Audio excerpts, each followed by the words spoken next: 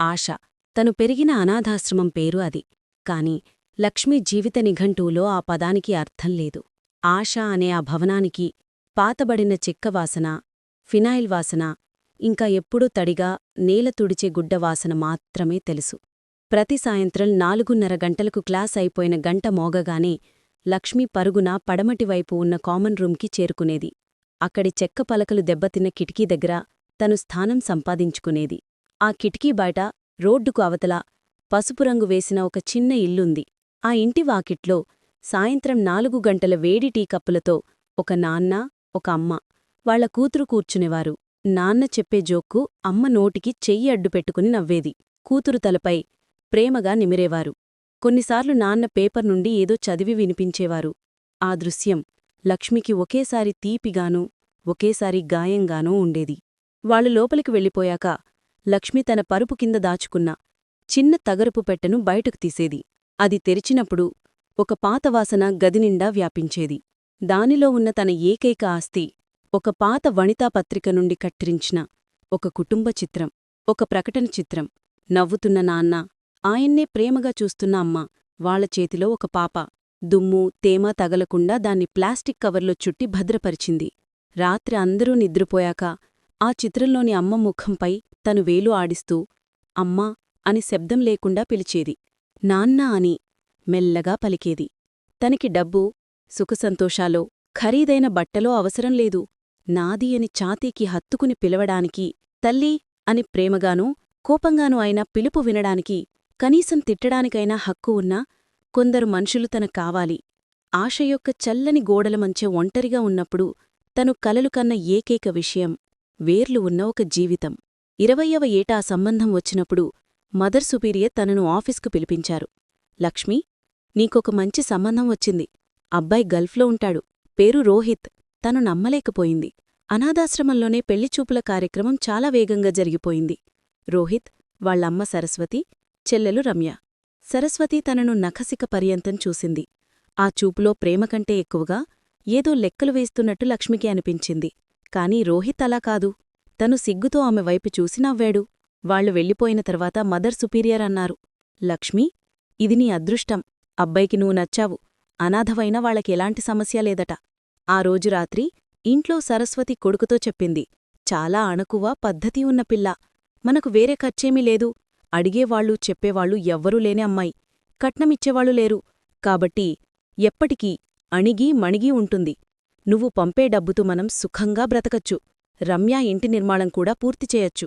కాని రోహిత్ మనసులో ఇవేమీ లేవు. ఆ అమాయకపు నవ్వు, దేనిమీదా ఫిర్యాదులేని ఆ లోతైన కళ్ళు అతనికి నచ్చాయి. అనాథ అన్నది అతనికి తక్కువగా అనిపించలేదు. పైగా నేను తనని ఇంకా ఎక్కువగా ప్రేమించవచ్చు గదా అని ఆలోచించాడు. గుడిలో పెళ్లి జరిగింది. పసుపు పట్టుచీర కట్టి, మల్లెపూలు పెట్టుకుని తను మండపంలో కూర్చున్నప్పుడు నావాళ్లు అని చెప్పుకోడానికి ఆశ్రమం మదర్, కొంతమంది పిల్లలు మాత్రమే ఉన్నారు. తాళి కడుతున్నప్పుడు ఆమె కళ్ళు చెమ్మగిల్లాయి. రోహిత్ ఆమె వైపు చూసి నవ్వాడు. ఇంట్లో దీపమిచ్చి లోపలికి తీసుకుంటున్నప్పుడు సరస్వతి ముఖంలో ఒక కృత్రిమమైన నవ్వు ఉంది. పాలు కాచి ఇచ్చిన తర్వాత గిన్నెలు తీసుకుని వంటగదిలోకి వెళ్లిన లక్ష్మితో ఆమె అంది, ఎవరూ లేని నీకు ఇలాంటి జీవితం దొరికిందంటే అది నా కొడుకువల్లే. ఈ కుటుంబం పరువు నిలబెట్టాలి. అది ఎప్పుడూ గుర్తుపెట్టుకో. ఆ రోజు రాత్రి గదిలో లక్ష్మి నిశ్శబ్దంగా ఏడుస్తుండటం చూసి రోహిత్ కారణమడిగాడు. తను సంకోచిస్తూ విషయం చెప్పింది. అతను తనను దగ్గరకు తీసుకున్నాడు. నేనున్నాను కదా లక్ష్మీ. అమ్మ బహుశా ప్రేమతోనే అలా అని ఉంటుంది. అవేవీ పట్టించుకోకు. ఇక ఈ ఇంట్లో నువ్వు ఒంటరిదానివి కావు. నీకు నేనున్నాను. ఈ ఇల్లు ఉంది. ఆ మాటలే అప్పటివరకు తను విన్న అతిపెద్ద ధైర్యం, ఓదార్పు. రోహిత్కు సెలవు అయిపోయి తిరిగి వెళ్లడానికి ఇంకా 3 నెలలు సమయం ఉంది. ఆ 90 రోజులు లక్ష్మీ జీవితంలో స్వర్ణకాలం. తను అప్పటివరకు అనుభవించని ప్రేమను, ప్రాధాన్యతను అతను ఆమెకిచ్చాడు. తను పెట్టే టీకి ప్రపంచంలో ఏ టీకీ లేని రుచి ఉందని రోహిత్ అనేవాడు. దీంట్లో అంత రహస్యంగా ఏం కలుపుతావు అని నవ్వుతూ అడిగేవాడు. ప్రేమ, తన సిగ్గుతో బదిలిచ్చేది. సాయంత్రం తనను బైక్ మీద ఎక్కించుకుని విశాఖపట్నం ఆర్కే బీచ్కి తీసుకెళ్లేవాడు. కెరటాలు ఆమె కాళ్లను తాకినప్పుడు వాళ్లు పిల్లల్లా నవ్వుకునేవారు. ఇసుకలో కూర్చుని వాళ్లు చాలా విషయాలు మాట్లాడుకున్నారు. అనాథాశ్రమంలోని ఒంటరి క్షణాల గురించి తను మొదటిసారి మనసు విప్పి మాట్లాడింది. అతను అన్నీ ఓపికగా విన్నాడు. ఒక చిన్న వెండి కమ్మలు కొనిపెడుతూ, నా పెళ్ళాం ఎంత అందంగా ఉందో అనేవాడు. చెల్లెలు రమ్య అప్పుడప్పుడు రావడం మొదలుపెట్టుంది. వాళ్ల చనువు ఆమెకంతగా నచ్చేది కాదు. అన్నయ్య దీన్ని మరీ నెత్తికెక్కించుకుంటున్నాడు, అంత స్వేచ్ఛ ఇవ్వకు అని అమ్మ కొడుకుతో అంది. నాన్న మాధవన్ మాత్రం దేనికీ స్పందించలేదు. సిగరెట్ కాల్చడానికి బయటకు వెళ్తున్నప్పుడు లక్ష్మిని చూసి ఒన్ను నవ్వేవారు. ఆ నవ్వులో ఒక నిస్సహాయత, ఏదో చెప్పడానికి సంకోచిస్తున్న భావన ఆమెకు పలుసార్లు అనిపించేది. లక్ష్మి ఆ ఇంటిని ప్రేమించటం మొదలుపెట్టింది. ఆ వంటగదిని, పెరటి మొక్కలను, చివరికి సరస్వతి తిట్లను కూడా తను ప్రేమించడానికి ప్రయత్నించింది. ఆ మట్టిలో తన వేర్లను పాతుకోవాలని తను మనస్ఫూర్తిగా కోరుకుంది. ఆ రోజు వచ్చింది. రోహిత్ తిరిగి వెళ్ళిపోతున్నాడు. ఎయిర్పోర్ట్కు వెళ్లడానికి కారు వచ్చి ఆగింది. అతను ఆమె చేతులు పట్టుకున్నాడు. గదిలో అతను ఆమెను కౌగిలించుకున్నాడు. లక్ష్మీ, అమ్మను నాన్నను బాగా చూసుకో. రమ్యకు ఎలాంటి లోటు రానియకు. తను మన చెల్లెలు కదా. నిన్ను నమ్ముతున్నాను. త్వరగా రావడానికి ప్రయత్నిస్తాను. కన్నీళ్లను ఆపుకుంటూ నవ్వడానికి ప్రయత్నిస్తూ ఆమె చెప్పింది. ఏవండి, మీరు భయపడకండి. ఇది నా ఇల్లు కాదా? వీళ్ళు నా అమ్మనన్న కాదా? నేను చూసుకుంటాను. అక్కడికి వెళ్ళాక కాల్ చెయ్యండి. టాక్సీ కంటికి కనబడకుండా వెళ్ళిపోయేవరకు తను ఆ గేటు దగ్గరే నిలబడింది. అది దూరంగా వెళ్తుంటే తన గుండెలో ఒక భాగం కూడా దానితోపాటే వెళ్ళిపోతున్నట్లు ఆమెకు అనిపించింది. ఆ రోజు రాత్రి భోజనం చేసిన గిన్నెలు కడుగుతుండగా సరస్వతి వంటగదిలోకి వచ్చింది. ఆమె ముఖభావం మారిపోయింది. వాడి వెళ్ళిపోయాడు కదా, ఇక వాడి నీడలో కూర్చుని సుఖపడదామనుకోవద్దు. వాడు పంపే డబ్బు అహంకారం ఇక్కడ చూపించకు. రేపటి నుండి ఇల్లూ వాకిలి తొడవడం, శుభ్రం చేయటం అన్నీ నువ్వే. వంటపని కూడా నీదే. ఊరికే కూర్చుని తినడానికి ఇక్కడ కుదరదు. లక్ష్మి నిశ్చేష్టురాలై నిలబడింది. సరస్వతీ గుందులో ఉంత కఠినత్వం ఉండటం తను మొదటిసారిగా తెలుసుకుంది. ఆ తర్వాతి 2 సంవత్సరాలు తను 2 జీవితాలు జీవించింది. ఒకటి, రాత్రుళ్ళు రోహిత్తో ఫోన్లో మాట్లాడే సంతోషవతి అయిన లక్ష్మి. 2, ఆ ఇంట్లో జీతంలేని పనిమనిషిగా, వంటమనిషిగా మారిన అనాథలక్ష్మి. తెల్లవారుజామున 5 గంటలకే లేవాలి. వాకిలి ఊర్చి, కళ్ళాపి చల్లాలి, ఇల్లు తొడవాలి, అందరికీ టీ ఇవ్వాలి. రమ్య, వాళ్ల పిల్లలు చాలా రోజులు అక్కడే ఉండేవారు. వాళ్లు ఉతికిన బట్టలు కూడా లక్ష్మీ ఉతకాల్సి వచ్చేది. సరస్వతి సీరియల్ చూస్తూ కూర్చుంటే లక్ష్మి వంటగదిలో పొగతో ఉక్కిరిబిక్కిలి అవుతుండేది.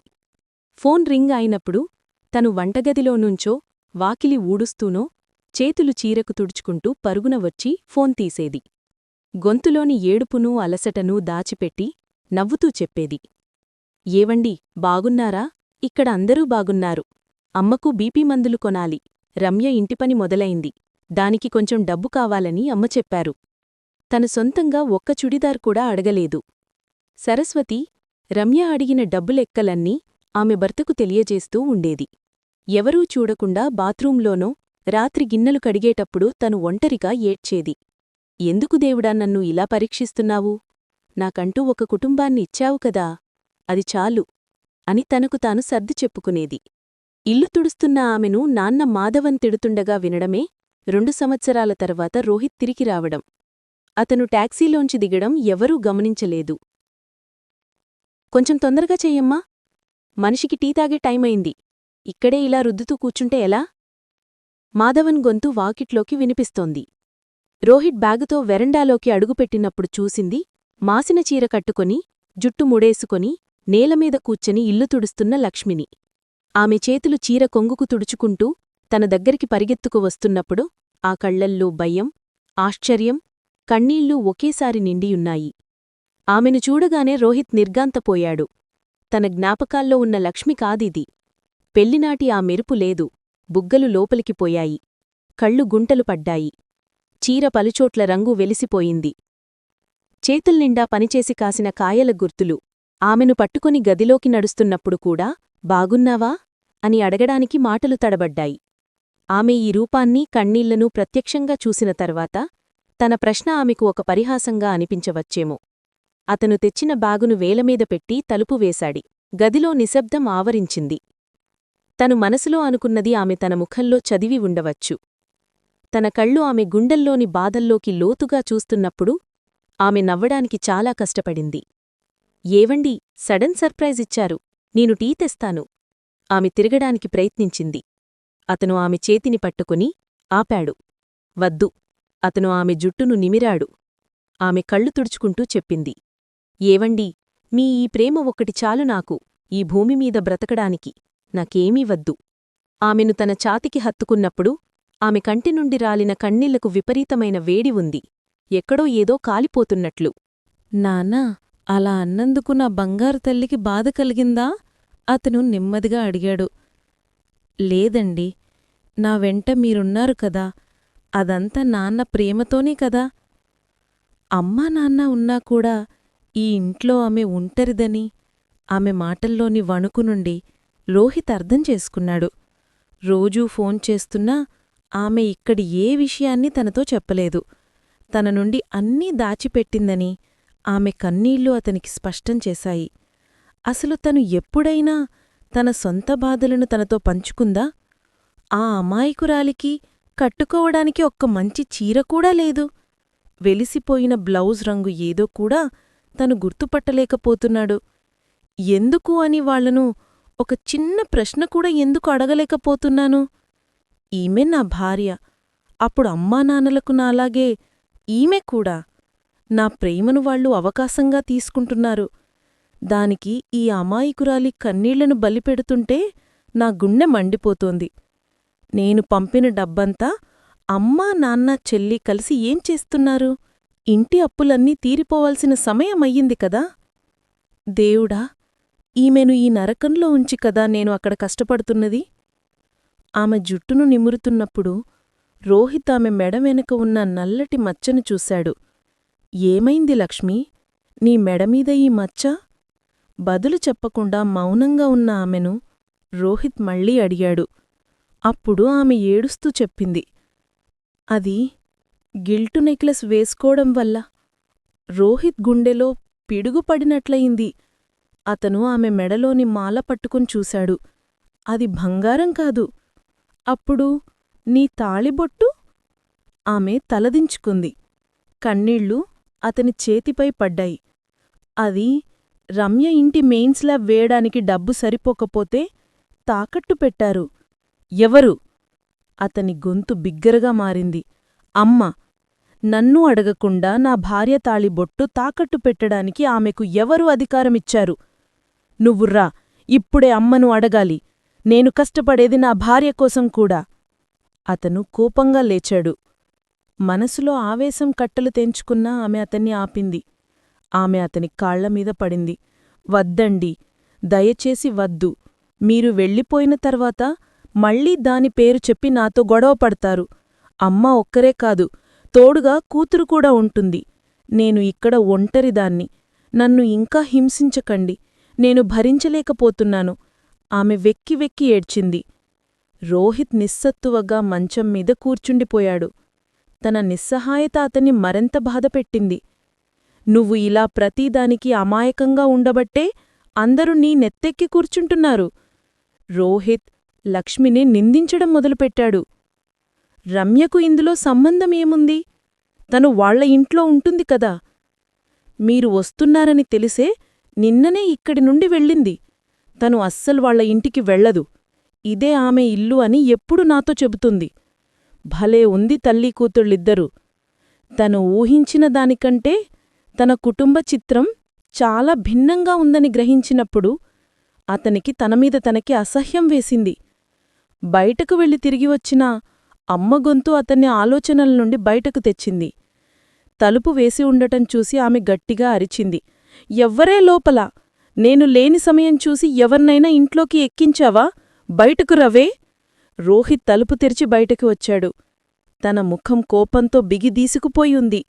తన ముఖం చూడగాని పేడ తొక్కినట్లు మారిన అమ్ము ముఖం అంత తొందరగా మారుతుందని అతను ఊహించలేదు.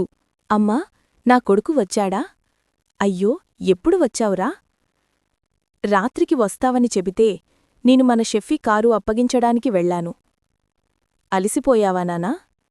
ఆ ప్రేమ ప్రదర్శన చూసి అతనికి వాంతి వచ్చినంత పనైంది. ఆయన ఎక్కడా? రోహిత్ నాన్న కోసం వెతికాడు. ఎవరు అన్నట్లు అడిగిన అమ్మ నోటినుండి పరిహాసం మాత్రమే వచ్చింది. మీ నాన్న, దేనికీ పనికిరాని ఆయన, ఎక్కడ పడి ఉన్నాడో? నేను చూశానమ్మా. నేను వచ్చినప్పుడు నాన్న ఇక్కడే ఉన్నారు, లక్ష్మిని తిడుతూ. అది విని సరస్వతి లక్ష్మివైపు కోపంగా చూసింది. అలాగా, అప్పుడు కూడా ఆయన్ని తిట్టి పంపించిందా? రాని, మంచిగా చెప్తాను. రమ్య ఇంటిపని జరుగుతుంటే ఖాళీగా ఉన్న సమయం అక్కడకు వెళ్ళి చూడమని చెబితే దానికి మీ నాన్నకు టైముండదు. 24 గంటలూ ఆ వాహిడ్ టీ కొట్టు దగ్గర కూర్చొని కబుర్లు చెప్పడానికి మాత్రం టైము ఉంటుంది. కొద్దిసేపటికి రమ్య కూడా వచ్చింది. అన్నను చూసిల సంతోషంలో కౌగిలించుకుంది. అన్నయ్య, వచ్చాక నాకు ఫోన్ చేయలేదేం అని అలిగింది. కాని గదిలో ఒక మూలన నిశ్శబ్దంగా నిలబడి ఉన్న లక్ష్మిని కనీసం కన్నెత్తికూడా చూడలేదు. రోహిత్కు ఆ ఇంట్లో ఊపిరాడనట్లు అనిపించింది. అతను బైక్ తీసుకొని బయటకు వెళ్లాడు. నేరుగా వాహిడ్ టీ కొట్టు దగ్గరకు. నాన్న అక్కడే ఉంటారని అతనికి తెలుసు. టీకొట్టు వెనుక బెంచి మీద సముద్రం వైపు చూస్తూ మాధవన్ బీడీ కాలుస్తూ కూర్చున్నారు. అతను పక్కన వెళ్లి కూర్చున్నాడు. నాన్నా? మాధవన్ ఉలిక్కిపడి తిరిగారు. నువ్వా? ఎప్పుడు వచ్చావ్? కొంతసేపు అయింది. ఏమీ తెలియనట్లు మాధవన్ తలదించుకున్నారు. పొగ గట్టిగా పీల్చి బయటకు వదిలారు. అన్నీ తెలుసు నాయనా. అయినా? రోహిత్ గొంతు కోపంతో వణికింది. మీ కళ్లముందే కదా వాళ్ళు ఆ అమాయకురాలిని అలా? మీరుకూడా కలిసి తిట్టారు. నేను నమ్మలేకపోతున్నాను. మాధవన్ అతని చేతులు పట్టుకున్నారు. ఆ కళ్ళు నిండి ఉన్నాయి. నాయనా, అన్నీ తెలిసికూడా కళ్ళు మోసుకుని ఉండాల్సి వస్తోంది. ఆ అమాయకురాలు పడే బాధ చూడలేకపోతున్నాను. కాని మీ అమ్మ గురించి నీకు తెలియదు. నేను ఒక్క మాట మాట్లాడితే ఈ ఇల్లు, స్థలం అన్నీ తగలబెడుతుంది. ఆమె కూతురు కలిసి నన్ను బ్రతకనివ్వరు. నేను దేనికీ పనికిరానివాడినని నాకు తెలుసు. నీతో అన్నీ చెప్పాలనుకున్నాను. కాని ఆ పిల్ల ఒప్పుకోలేదు. అన్నయ్య బాధపడతారు నాన్నా, మీరేమీ చెప్పకండి అని నన్ను ఆపింది. రోహిత్ కళ్ళు నిండాయి. సొంత తండ్రి నిస్సహాయత అతన్ని కుంగదీసింది. రాత్రి భోజనం చేయడానికి అందరూ కలిసి కూర్చున్నారు. లక్ష్మీ వడ్డిస్తుండగా రోహిత్ తెచ్చిన పెట్టెలు హాలులోనే ఉన్నాయి. నాయనా, ఆ పెట్టెలు తీయి. రమ్యకోసం ఏం తెచ్చావో చూద్దాం సరస్వతి అంది. రోహిత్ సంకోచిస్తూ పెట్టె తెరిచాడు. సరస్వతి అందులోంచి ఖరీదైన పర్ఫ్యూమ్లు, చాక్లెట్లు తీసింది. ఇవన్నీ రమ్యకే, ఆమెకిష్టమైన బ్రాండ్. అమ్మా, అది లక్ష్మికోసం నేను రోహిత్ చెప్పడం మొదలుపెట్టాడు. ఆమెకా? ఆమెకి ఈ వాసనలేవీ పడవు. ఆమెకు అగర్బత్తీల వాసన, చెమటవాసన అంటేనే ఇష్టం. అవునుకదీ? సరస్వతి లక్ష్మీవైపు చూసి అట్టహాసంగా నవ్వింది. రమ్యకూడా ఆ నవ్వులో కలిసింది. లక్ష్మి ఏమీ మాట్లాడకుండా నేలవైపు చూస్తూ ఉండిపోయింది. ఆమె కంటినుండి ఒక చుక్క కన్నీరు నేలపై పడింది. అది చూడగానే రోహిత్ కోపంగా లేచాడు. నాకు వద్దు ఈ భోజనం. అతను చేయి కడుక్కుని గదిలోకి వెళ్ళిపోయాడు. చూశారా? వాడు రాగానే వాడిని మార్చేయడం మొదలుపెట్టింది. ఇది ఈ ఇంట్లో అడుగుపెట్టినప్పట్నుండి ఈ ఇంటి ప్రశాంతత పోయింది. సరస్వతి గొణుక్కుంది. ఇంట్లో పనులన్నీ ముగించుకుని రాత్రి ఆలస్యంగా లక్ష్మి గదికి వచ్చింది. అప్పటివరకు అతను ఆమెకోసమే ఎదురుచూస్తున్నాడు. స్నానం చేసి మళ్ళీ ఆ పాతచీరనే కట్టుకోబోతున్న ఆమె చేతిలోకి అతను బ్యాగ్లోంచి ఒక కొత్త ఆకుపచ్చ అంచున్న సెట్ చీర తీసి ఇచ్చాడు. మంచి చీరలా ఉంది. ఖరీదైనది కావచ్చు. ఇంట్లో కట్టుకుని పాడుచేయడమెందుకు? అన్న ఆమె సమాధానం అతని చెవుల్లో మారుమోగుతూనే ఉంది. ఇది నువ్వు కట్టుకో. నీకోసమే తెచ్చాను. బలవంతంగా అందులోంచి ఒకటి కట్టించాడు. తన పెళ్ళాం మొదటి రాత్రికన్నా అందంగా ఉన్నట్లు అనిపించింది అతనికి. చీకటి మాటున తన ఛాతీపై తలవాల్చుకుని పడుకున్న ఆమె మౌనాన్ని ఛేదిస్తూ అతని చెవిలో మెల్లగా అడిగాడు. నిన్ను ఇక్కడ ఒంటరిగా వదిలి వెళ్ళినందుకు ఈ అన్నయ్య మీద నీకు కోపంగా లేదా లక్ష్మి?